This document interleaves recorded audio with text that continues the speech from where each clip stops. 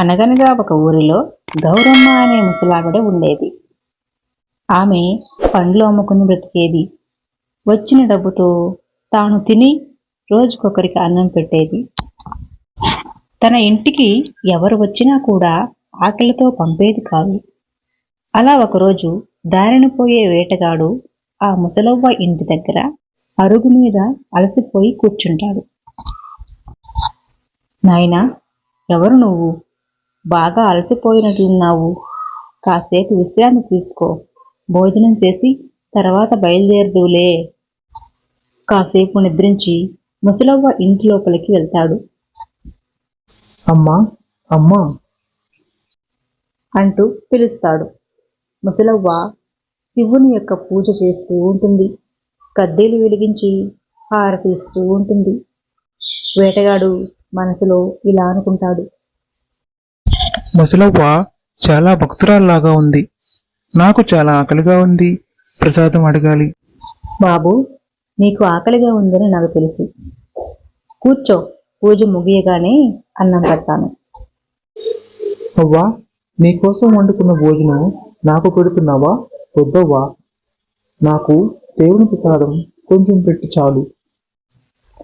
లేదు బాబు, రోజు ఒకరికి ఆకలి తీర్చే శక్తి ఆ శివయ్య నాకు ఇచ్చాడు. అదే నేను చేస్తున్నాను. నా వల్ల ఒక్కరికి ఆకలి తీరినా నాకు చాలా సంతోషం. అవ్వ అన్నం వడ్డిస్తుంది. వేటగాడు అన్నం తింటూ ఉంటాడు. భోజనం అయిపోయాక అవ్వ ఇలా అంటుంది. బాబు, నిన్ను నేను ఒక ప్రశ్న అడగవచ్చా? అడగండి అమ్మా. నువ్వు అడవిలో వేట కోసం వెళ్తున్నావా? అవునమ్మా, నేను వేటగాడినే. ఎందుకు బాబు మూగజీవాలని హింసించి ఇంకా కర్మలు మూటగట్టుకుంటున్నావు? మూగజీవులు వాటి కర్మలను అనుభవించేందుకు భూమి మీద పుట్టాయి. వాటిని చంపే హక్కు నీకెవరిచ్చారు బాబు? నీ బిడ్డలను ఎవరైనా చంపితే నీకెలా ఉంటుంది? జంతువులు కూడా అంతే నాయనా. వాటికి కూడా తల్లి, తండ్రి, బిడ్డ అందరూ ఉంటారు. ఈ జన్మలో వాటిని చంపి తిని మరో జన్మలో నీచమైన జన్మ ఎత్తేందుకు సిద్ధమవుతున్నావు. అవ్వా, ఇది నా వృత్తి ధర్మం. వృత్తి అంటే ఏమిటి? ధర్మం అంటే ఏమిటి? నీవు చేస్తున్నది ధర్మమైన వృత్తి అని నువ్వు అనుకుంటున్నావా? ధర్మం అంటే తోటి జీవులకు హాని కలగకుండా వ్యవహరించే పనే వృత్తి ధర్మం. నువ్వు చేస్తున్నది అధర్మం, తెలుసుకో. జీవితాన్ని ధర్మం వైపు నడిపించు. భగవంతుడు నీకు తోడుగా ఉంటాడు. అవ్వా, నా కళ్ళు తెరిపించావు. ఇకనైనా నేను మంచి మార్గంలో నడుస్తాను. నేను వేటకు వెళ్ళను. ఇంటికి తిరిగి వెళ్ళిపోతానవ్వా. నాకు జ్ఞానోదయం అయింది అంటూ వెళ్ళిపోతాడు. మరుసటి రోజు అవ్వ పండ్లు అమ్ముకుని వస్తుండగా దారిలో ఓ భిక్షగాడు కనిపిస్తాడు. ఏం నాయనా బాధపడుతున్నావు? అన్నం తిని 2 రోజులైందవ్వా. చేతిలో రూపాయి లేదు. బాబు, పక్కనే మా ఇల్లు ఉంది. అక్కడికి వస్తే భోజనం పెడతాను. సరే అవ్వా, వస్తాను పద. అంటూ అవ్వ వైపు నడుస్తాడు. అవ్వ అన్నం వండి వడ్డిస్తుంది. భిక్షగాడు భోజనం చేస్తాడు. అవ్వా, నీకెవ్వరూ లేరా? ఒంటరిగా ఉన్నావు.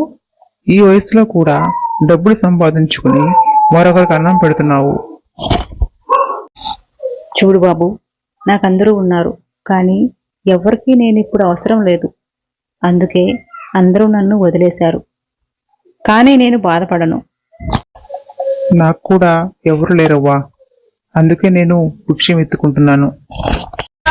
చూడు బాబు, కాళ్ళు చేతులు లేని వాళ్ళు కూడా ఏదో ఒక పని చేసుకుని బతుకుతున్నారు. వేరొకరిని బతికిస్తున్నారు. మరి నీకు కాళ్ళు, చేతులు, వయసు అన్నీ ఉన్నాయి. మరి నువ్వెందుకు భిక్షం ఎత్తుకుంటున్నావు? నువ్వనుకుంటే ఏదైనా చేయగలవు. పక్క వాళ్ళ కష్టాన్ని, ఆకలిని, బాధను తీర్చగలిగే శక్తి నీకుంది.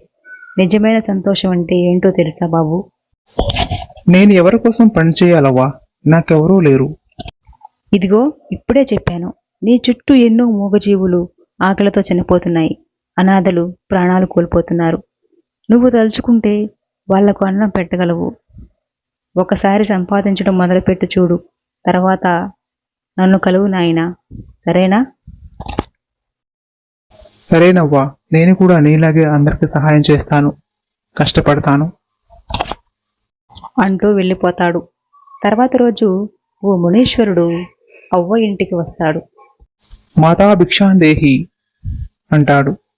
ఆ పిలుపు విన్న ముసలవ్వ, రాస్వామి కూర్చోండి, భోజనం వడ్డిస్తాను. ఏం తల్లి, రోజుకొకరికి నువ్వు భోజనం పెడుతున్నావంట? అవును స్వామి, అంతా ఆ శివయ్య దయ.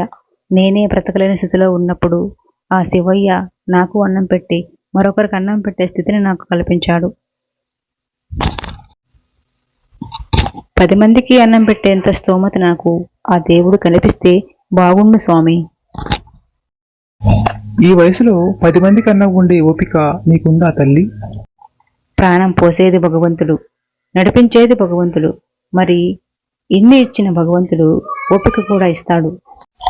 ఆహా, భగవంతుని పైన ఎంతటి విశ్వాసం, ప్రేమ కలిగి ఉన్నావు నీవు తల్లి.